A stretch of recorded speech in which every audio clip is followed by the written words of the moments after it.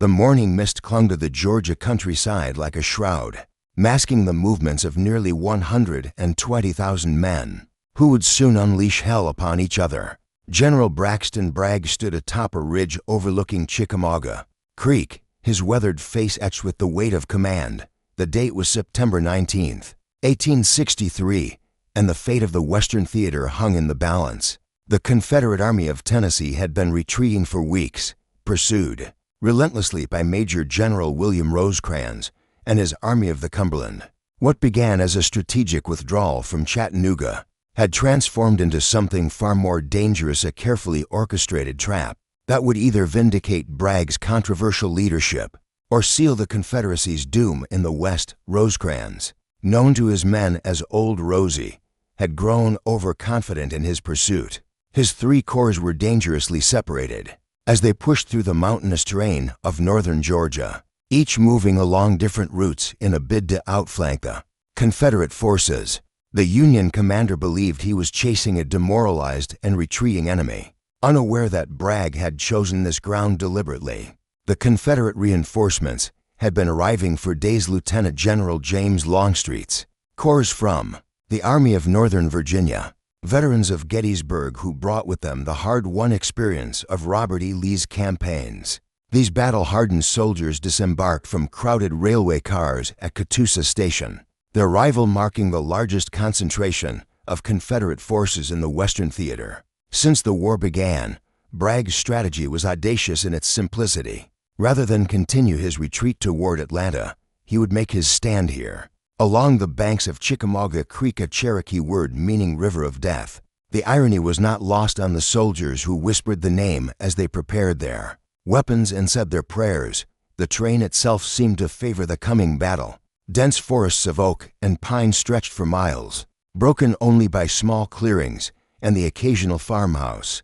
The undergrowth was so thick that visibility rarely extended beyond 50 yards, creating a maze where entire regiments could appear and disappear like ghosts. The creek itself meandered through the landscape, its shallow waters offering little obstacle to determined men, but serving as a natural boundary that would channel the flow of battle. Colonel John Wilder's Lightning Brigade, mounted infantry armed with Spencer repeating rifles, had been probing the Confederate positions for days. Their reports painted a troubling picture for Union commanders. The enemy was not retreating, but concentrating, not demoralized but preparing for a decisive engagement. Yet these warnings seemed to fall on deaf ears at Army headquarters. As dawn broke on that fateful September morning, the first shots rang out near Reed's Bridge. What began as a skirmish between cavalry units quickly escalated as infantry from both sides rushed to support their mounted comrades. The battle that would rage for 2 days had begun, and neither army fully understood the magnitude of what they had unleashed. The morning air filled with the acrid smoke of gunpowder and the desperate shouts of officers trying to maintain order in the chaos.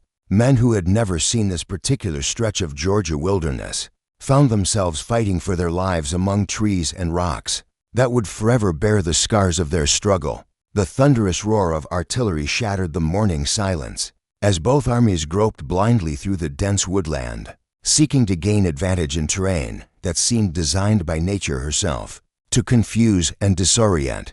General Thomas Wood's division of the 21st Corps moved cautiously through the forest, their blue uniforms barely visible through the thick canopy of leaves that filtered the early sunlight into dappled patterns on the forest floor. Confederate Brigadier General Nathan Bedford Forrest, commanding the cavalry on Bragg's right flank, had been the first to draw blood. His troopers had struck at dawn, overwhelming the Union pickets near Alexander's Bridge with a ferocity that sent shockwaves through the Federal lines. The sound of their rebel yells echoed through the trees, a haunting cry that had become synonymous with Confederate charges across battlefields from Virginia to Mississippi. Major General George Thomas, the steadfast Virginian who had remained loyal to the Union, deployed his 14th Corps with methodical precision. Known to his men as the Rock of Chickamauga, a nickname he had not yet earned, but would immortalize over the next 2 days, Thomas understood that this battle would be won or lost in the details of small unit actions rather than grand tactical maneuvers. The fighting intensified as morning wore into afternoon. Confederate Major General John Bell Hood's division, part of Longstreet's corps, had taken position in the center of the Confederate line. These veterans of Eastern theater campaigns brought with them a confidence born of victory at Second Manassas and the hard-fought draws at Antietam and Gettysburg. Their presence stiffened the resolve of Western Confederate units, who had grown accustomed to retreat. Union Colonel John Wilder's mounted infantry, armed with their revolutionary Spencer repeating rifles, found themselves in the thick of the action near the Vineyard Farm. The Spencer's 7-shot capacity gave them tremendous firepower advantage over Confederate troops, armed with single-shot muskets, but the dense forest negated much of their mobility. Advantage, the distinctive rapid-fire crackling of the Spencer rifles, created pockets of intense combat that drew reinforcements from both sides like moths to flame. The confusion of battle was magnified by the terrain. Entire regiments became separated from their parent units, wandering through the forest in search of friendly forces or enemy positions. The thick undergrowth muffled sounds, making it difficult to determine the direction of gunfire or the location of commands shouted by officers. Maps proved useless in a landscape where a 20-yard difference in position could mean the difference between finding cover and walking into an ambush. Confederate Lieutenant General Daniel Harvey Hill's corps occupied the left flank of Bragg's line, positioned to block any Union attempt to outflank the Confederate position. Hill, a North Carolinian known for his aggressive tactics and sharp tongue, had been feuding with Bragg for months over strategy and tactics. Yet personal animosity was set aside as the reality of combat demanded professional cooperation. According to historical accounts documented in the official records of the War of the Rebellion, the intensity of fighting during the first day at Chickamauga was unlike anything previously experienced in the Western theater. The afternoon brought a series of uncoordinated attacks and counterattacks, as both armies struggled to maintain cohesion in the bewildering landscape. Union Brigadier General Jefferson Davis, not the Confederate president, but a Union general, who shared the unfortunate name, led his division in a desperate assault against Confederate positions near the Brotherton Farm. The attack faltered in the face of determined Confederate resistance, leaving hundreds of casualties scattered among the trees. As evening approached, both armies began to realize the magnitude of the engagement they had stumbled into. This was no mere skirmish or reconnaissance in force. This was a battle that would determine the control of Tennessee and Georgia, the lifeline of the Confederacy's remaining industrial capacity. The stakes could not have been higher, and both sides prepared for what promised to be an even bloodier second day. The second day of battle dawned with an ominous quiet that veteran soldiers recognized as the calm before a storm of unprecedented fury. General Braxton Bragg had spent the night reorganizing his forces, dividing his army into two wings under his most trusted lieutenants. The left wing, commanded by Lieutenant General Leonidas Polk, would hold the Confederate line and prevent any Union breakthrough toward Chattanooga. The right wing, under the newly arrived James Longstreet, would deliver the decisive blow that Bragg hoped would shatter Rosecrans' army. Longstreet, Robert E. Lee's most dependable corps commander, had arrived with a reputation forged in the crucible of Eastern theater battles. His men called him Old Pete, and his methodical approach to warfare had earned him the respect of soldiers and officers alike. Unlike the emotional and often impulsive Western generals, Longstreet brought a cold calculation to the battlefield that would prove devastating to Union hopes. The morning attacks began with Polk's assault on the Union left flank, held by George Thomas's 14th Corps. Wave after wave of Confederate infantry emerged from the forest, their battle flags streaming in the morning breeze as they advanced through the undergrowth. The fighting was brutal and close quarters, with bayonets and rifle butts often proving more effective than musket fire in the dense woodland. Thomas's men, many of them veterans of Stone's River and other Western battles, held their ground with grim determination. The Virginian general moved among his troops with calm authority, his presence steadying wavering lines and inspiring acts of heroism that would be remembered long after the war ended. His artillery, commanded by Captain Eli Lilly, who would later found the pharmaceutical company bearing his Name poured devastating fire into Confederate ranks. Meanwhile, Rosecrans had made a fateful decision that would echo through military history, believing that a gap had opened in his line. He ordered Brigadier General Thomas Wood to withdraw his division and move to support what he perceived as a threatened position. Wood protested the order, knowing that no such gap existed, but military discipline demanded obedience to direct commands from Army headquarters. The withdrawal of Wood's division created the very gap that Rosecrans had imagined, and it was into this opening that Longstreet launched his assault. 8 Confederate brigades, nearly 15,000 men, poured through the break in the Union line like water through a burst dam. The timing was perfect, the execution flawless, and the results catastrophic for the Army of the Cumberland. Longstreet's assault struck the Union forces with the force of a hurricane. Entire regiments simply disintegrated under the impact, their survivors streaming toward the rear in panic. The Confederate battle cry rose above the din of combat as gray-clad soldiers swept forward, capturing artillery pieces and battle flags. With methodical efficiency, General Rosecrans himself was caught in the rout, his headquarters overrun so quickly that he barely escaped capture. The Union commander, believing his entire army was collapsing, made the decision to retreat to Chattanooga, abandoning thousands of his men who were still fighting desperately. In other parts of the field, the breakthrough had split the Army of the Cumberland in two, with Thomas's corps isolated on the left while the rest of the army streamed toward Chattanooga. In disorder, Confederate cavalry under Forrest and Brigadier General Joseph Wheeler harassed the retreating columns, turning an orderly withdrawal into a rout that would have been complete had it not been for the heroic actions of one Union general. The success of Longstreet's attack vindicated Bragg's strategy and demonstrated the effectiveness of concentrating Confederate forces for a decisive battle. For the first time in the Western theater, Confederate arms had achieved a clear and unmistakable victory over Union forces. The question now was whether they could capitalize on their success and destroy the Army of the Cumberland entirely. As the afternoon wore on, it became clear that the battle was far from over. While Longstreet's assault had achieved tactical brilliance, the war would ultimately be decided by the actions of soldiers who refused to accept defeat, even in the face of overwhelming odds. While panic gripped the majority of the Army of the Cumberland, George Thomas and his 14th Corps remained locked in mortal combat with Polk's Confederate wing. Unaware that the rest of the Union Army was in full retreat, Thomas continued to hold his position on Snodgrass Hill, a modest elevation that would become synonymous with one of the most heroic defensive stands in American military history.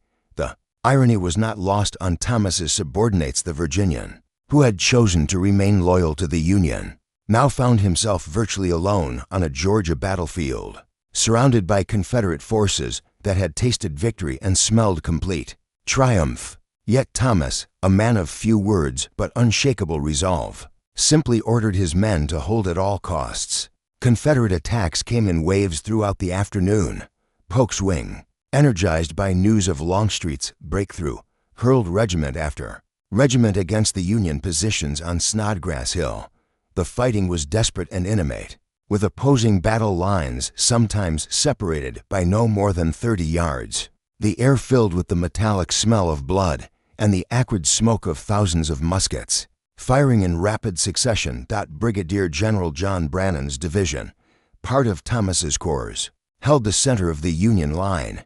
These soldiers, many of them from Ohio and Indiana, had been fighting for over 24 hours with little rest and dwindling ammunition. Yet they maintained their positions with a tenacity that amazed even their Confederate opponents. One Confederate officer would later write that he had never seen Union troops fight with such determination. The arrival of Major General Gordon Granger's reserve corps proved to be the salvation of Thomas's isolated command. Granger, hearing the sound of heavy fighting to his south, had made the crucial decision to march toward the sound of the guns without orders from Army headquarters. His 20,000 fresh troops arrived on Snodgrass Hill just as Thomas's ammunition was running critically low. The timing of Granger's arrival was nothing short of miraculous. Confederate forces under Major General Alexander Stewart had been preparing for what they believed would be the final assault to break Union resistance. The appearance of fresh Union troops on the battlefield not only reinforced Thomas's battered lines, but also provided the psychological boost that enabled continued resistance. Contemporary accounts from the Cincinnati Commercial, reporting on the battle's aftermath, described Thomas's stand as one of the most magnificent displays of military courage and leadership in the annals of warfare. As evening approached, the intensity of Confederate attacks began to diminish. Bragg's forces, despite their earlier success, were suffering from the same exhaustion and confusion that had plagued the Union Army. The dense forest that had helped facilitate Longstreet's breakthrough now worked against Confederate attempts to coordinate a final assault on Thomas's position. The fighting continued until darkness made further organized attacks impossible. Thomas, realizing that his position was ultimately untenable, began an orderly withdrawal toward Chattanooga under cover of darkness. His rearguard action had saved the Army of the Cumberland from complete destruction, preserving the core of Union strength in the Western theater. The retreat was conducted with military precision that stood in stark contrast to the chaos that had characterized the rest of the Union Army's withdrawal. Thomas's men fell back by regiments, each unit covering the withdrawal of those behind them. Confederate pursuit was limited by darkness and the exhaustion of their own forces. By dawn on September 21st, Thomas's corps had successfully reached the defenses of Chattanooga, joining the remnants of the Army of the Cumberland behind fortifications that would prove crucial in the weeks to come. The general who had earned the nickname Rock of Chickamauga had demonstrated that even in defeat, Union forces could fight with courage and skill that commanded respect from friend and foe alike. The successful withdrawal of Thomas's corps meant that while the Confederates had won a tactical victory at Chickamauga, they had not achieved the strategic destruction of Union forces that might have changed the course of the war. The Army of the Cumberland, though bloodied and demoralized, remained intact as a fighting force.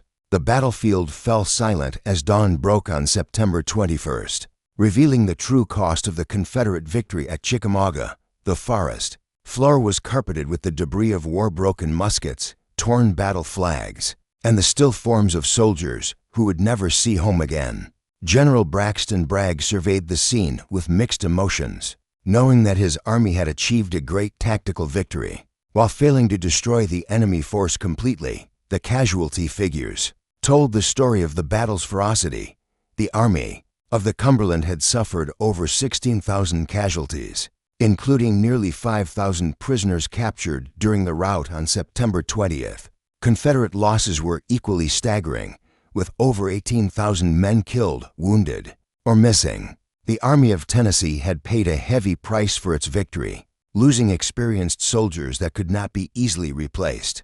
Among the Confederate casualties was Brigadier General Ben Hardin Helm, brother-in-law to President Abraham Lincoln, who had chosen to fight for the South despite his family connections. His death at Chickamauga would bring the war's tragedy directly into the Lincoln household, serving as a personal reminder of the conflict's fratricidal nature.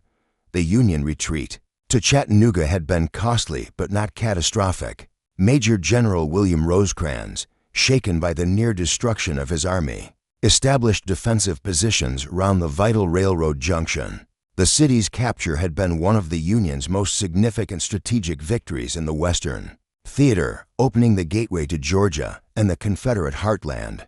Now, with Confederate forces controlling the surrounding heights, Chattanooga had become a trap rather than a springboard. Bragg's decision to pursue the retreating Union forces to Chattanooga would prove to be one of the most controversial aspects of the Confederate victory. Critics argued that the Confederate commander should have immediately pressed his advantage, attempting to destroy the demoralized Union army before it could recover. Instead, Bragg chose to besiege Chattanooga, allowing his opponents time to regroup and receive reinforcements. The political implications of the Confederate victory rippled through both capitals. In Richmond, Jefferson Davis saw the victory as validation of his strategy of reinforcing the Western theater with troops from Virginia. The success at Chickamauga demonstrated that Confederate forces could achieve decisive victories when properly concentrated and led. Southern newspapers hailed the battle as a turning point that would lead to European recognition and eventual Confederate independence. In Washington, the news of the defeat sent shockwaves through the Lincoln administration. Secretary of War Edwin Stanton worked frantically to organize reinforcements for the besieged Army of the Cumberland, stripping units from less critical theaters to rush to Chattanooga's defense. The defeat also sparked renewed criticism of the war effort from Democratic opponents, who saw the casualties as evidence of the administration's failed policies. The battle's impact extended beyond immediate military consequences. The Confederate victory at Chickamauga represented the high watermark of Southern hopes in the Western theater, a moment when it seemed possible that the rebellion might yet succeed in securing its independence. For Union forces, the defeat served as a stark reminder that the war was far from won. Despite earlier victories at Gettysburg and Vicksburg, military historians, as documented in Bruce Catton's The Army of the Potomac series, would later identify Chickamauga as the last major Confederate victory in the Western theater, marking the beginning of the end for Southern hopes of independence. The human cost of the victory weighed heavily on both armies.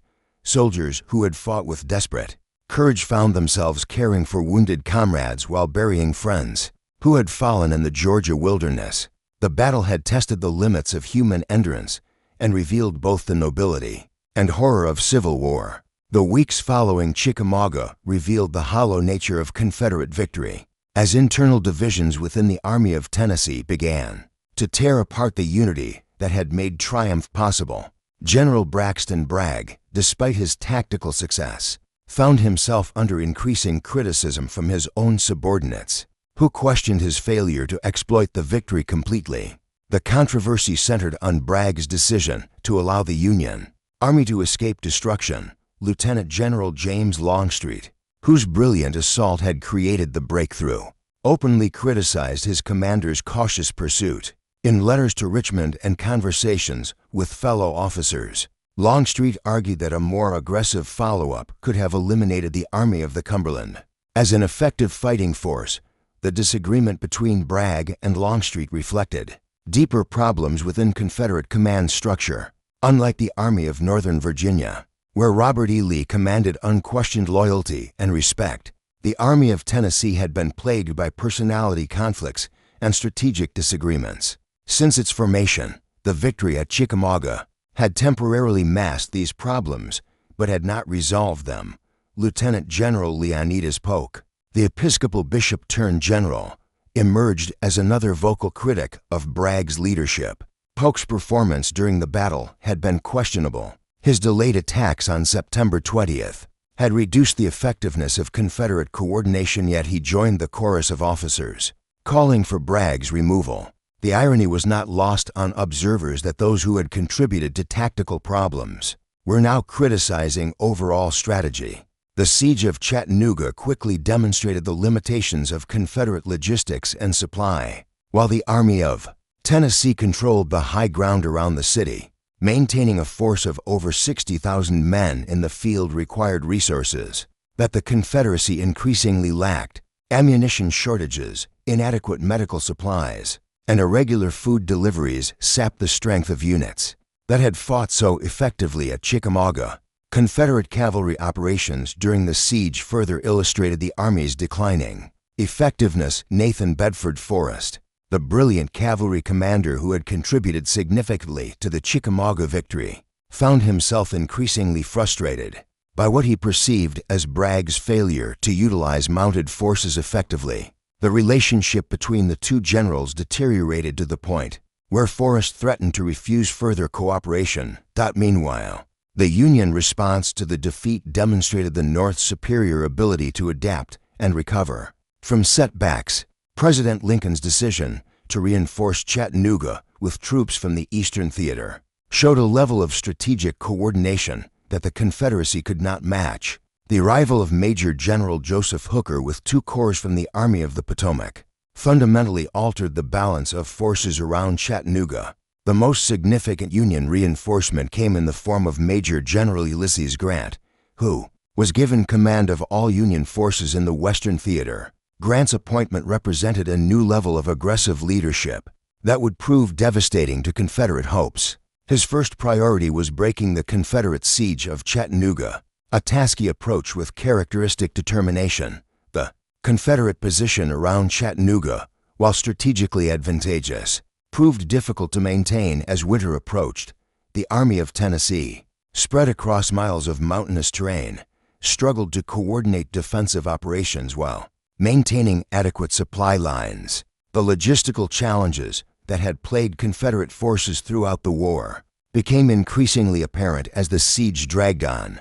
Jefferson Davis's decision to visit the Army of Tennessee in October 1863 revealed the depth of command problems that the Chickamauga victory had created rather than solved. The Confederate president found himself mediating between generals who should have been focused on military operations. His attempts to resolve the disputes only highlighted the fundamental incompatibility between Bragg and his subordinates. The political ramifications of the victory also proved mixed for the Confederacy.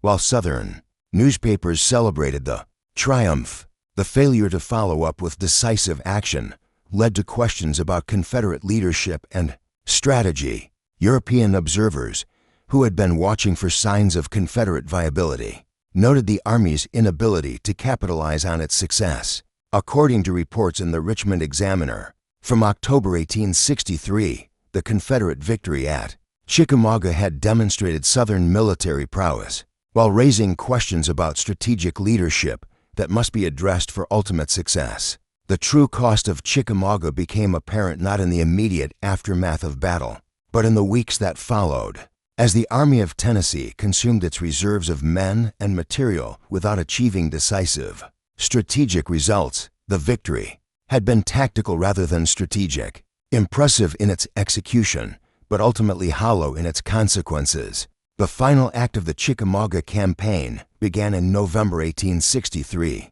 when Ulysses Grant launched the series of attacks that would forever change the balance of power in the Western theater. The battles of Lookout Mountain and Missionary Ridge would demonstrate how quickly the advantage gained at Chickamauga could be lost through poor strategic decisions and internal Confederate divisions. Grant's plan was characteristically direct and aggressive, rather than accept the siege of Chattanooga as a permanent condition. He organized a coordinated assault on the Confederate positions surrounding the city. The operation would involve multiple Union corps attacking simultaneously, preventing Confederate forces from concentrating their defenses at any single point. The Battle of Lookout Mountain, fought on November 24th, saw Joseph Hooker's forces scaling the seemingly impregnable heights that had dominated Chattanooga for weeks. The battle above the clouds, as it came to be known, resulted in Confederate abandonment of positions that had been considered virtually unassailable. The psychological impact of the Union victory was enormous, demonstrating that Confederate advantages gained at Chickamauga could be reversed. The climactic Battle of Missionary Ridge on November 25th represented the complete collapse of Confederate hopes in the Western theater. What began as a limited Union assault on the base of the ridge escalated into a full-scale charge up the mountain that routed Bragg's entire army. The sight of Union soldiers scrambling up the steep slopes, capturing Confederate artillery and battle flags, marked the effective end of the Army of Tennessee as an offensive force.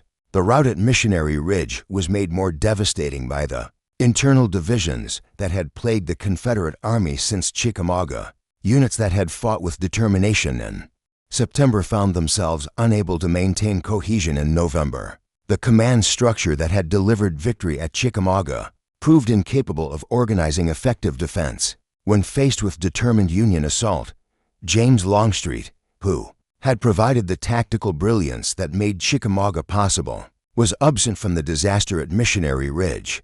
Bragg had detached his corps for operations in East Tennessee, effectively removing the Army's most experienced and effective combat leader at the crucial moment. The decision reflected the personal animosity between the two generals that had grown since their disagreements over exploiting the Chickamauga victory. The Confederate retreat from Chattanooga marked the beginning of the end for Southern hopes of independence. The army that had won such a stunning victory at Chickamauga found itself scattered and demoralized, its effectiveness destroyed by internal feuding and strategic miscalculations. The victory that had seemed so promising in September had become meaningless by November. Nathan Bedford Forrest, whose cavalry had contributed significantly to the Chickamauga triumph, provided perhaps the most accurate assessment of the campaign's ultimate failure. In his typically blunt manner, Forrest declared that the Confederate victory had been won by the privates and lost by the generals. His criticism encompassed not just tactical decisions, but the fundamental failure of Confederate leadership to maintain unity of purpose. The aftermath of Missionary Ridge saw the final dissolution of the command structure that had made Chickamauga possible.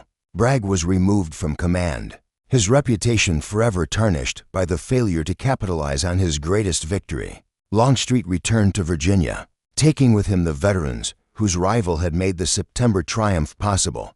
The Army of Tennessee, though it would continue to exist on paper, never again posed a serious threat to Union control of the Western theater. The strategic consequences of the Chickamauga campaign extended far beyond the immediate military results. The Confederate victory had delayed Union advances toward Atlanta by only 2 months, while the subsequent defeats opened the door to William Tecumseh Sherman's march to the sea. The brief moment of Confederate advantage had been squandered through internal divisions and strategic miscalculations. The human cost of the campaign was staggering for both sides. The combined casualties from Chickamauga and the subsequent battles around Chattanooga exceeded 50,000 men, representing losses that neither army could easily sustain. For the Confederacy, already struggling with manpower shortages, the casualties were particularly devastating. The Battle of Chickamauga stands as a testament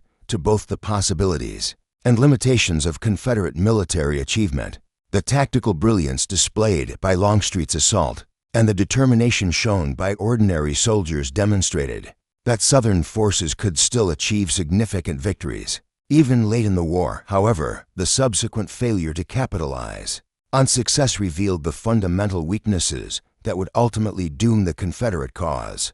The River of Death had indeed lived up to its Cherokee name, claiming thousands of lives while ultimately changing nothing about the war's trajectory. The Confederate victory that had seemed so promising in September 1863 had become, by November, merely another chapter in the story of Southern defeat. The Western theater, which had seemed within Confederate grasp after Chickamauga, was now permanently lost to the Union cause.